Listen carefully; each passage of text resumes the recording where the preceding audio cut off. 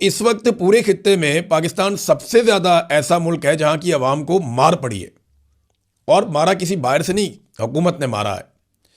और पाकिस्तान वो वाहिद मुल्क है जिसको सबसे ज़्यादा सहूलतकारी भी मिली है ईरान की जानिब से। आपने हुर्मुज़ में इनके तेल के इनके कंटेनर गुजरते हैं, इनको कोई नहीं रोकते, इनके झंडे लगे हुए गुजरते रहते हैं। ट्रंप ने गवाही दी है, सागडार ने कहा है, लेकिन इसके बावजूद अवाम की कमर क्यों तोड़ी गई ये मैं आपको अब बताता हूं।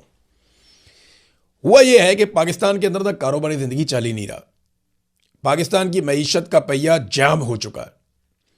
मौजूदा सरकार के पास सिर्फ 3 रास्ते हैं खसारा पूरा करने के लिए। पाकिस्तान लगातार खसारे में जा रहा है और अवाम के ऊपर बोझ डाल डाल के ये पाकिस्तान को डिफॉल्ट से बचाने की कोशिश कर रहे हैं। सरकार किसी किस्म का बोझ उठाने के लिए तैयार नहीं है। अगर वो तैयार होते तो 11-11 अरब के अय्याशी वाले तैयारे ना खरीदते।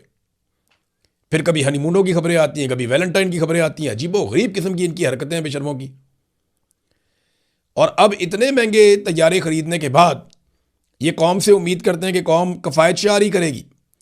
अभी शहबाज शरीफ की गाड़ियां गिनी है, 30 से ऊपर गाड़ियां थी उसकी। जो इनमें से निकलता है बेशर्मों की तरह लंबे चौड़े काफिले लेकर निकलता है।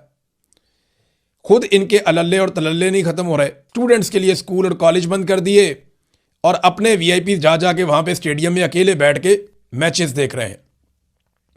कैसे फ्रॉडिया अलीट है पाकिस्तान के जर्नैलों ने पाकिस्तान के ऊपर मुसल्लत की है। अब ये क्योंकि इकॉनमी चल नहीं रही, मईशत का पहिया तो चल ही नहीं रहा, ना सरमायाकारी आ रही है, ना कोई पैसा खर्च कर रहा है, ना खरीदो फरोख्त हो रही है, ना रियल स्टेट का बिजनेस हो रहा है, कोई कारोबार हो नहीं रहा पाकिस्तान में। जब कारोबार नहीं होगा तो रेवेन्यू कलेक्शन नहीं होगी, यानी कारोबार जिंदगी चलेगा तो टैक्स इकट्ठा होगा, टैक्स इकट्ठा होगा तो मुल्क चलेगा। अब अगर कारोबार जिंदगी बंद हो गया हुकूमत की घटिया कारकर्दगी की वजह से और अवाम के अदम एतमाद की वजह से, तो 3 तरीके बचते हैं फिर। नंबर 1, कर्जे लो, इतने कर्जे लो कि कौम की कमर तोड़ दो। और ये इन्होंने करके दिखाया। पाकिस्तान बनने से लेके अब तक 75 सालों में पाकिस्तान ने जितने कर्जे लिए उतने कर्जे इन्होंने 4 साल में ले लिए पिछले। इतने कर्जे लिए इन्होंने, सारी हुकूमतों ने मिलकर, सारे जर्नैलों ने इतने कर्जे नहीं लिए जितने आसिम मुनीर ने और शहबाज शरीफ ने मिलकर ले लिए। ये पाकिस्तान की इन्होंने कमर तोड़ दी। दोनों ने चले जाना है। शहबाज शरीफ का नाम तारीख के अंदर जिंदा नहीं रहेगा, अर्दलियों को कोई नहीं याद रखता, और आसिम मुनीर को एक डिक्टेटर की तरह लोग याद रखेंगे सिर्फ इसलिए कि एक आदमी आया था काम डाल के चला गया, जैसे याया खान, परवेज मुशर्रफ, अयूब खान, ऐसे ही याद रखेंगे लोग।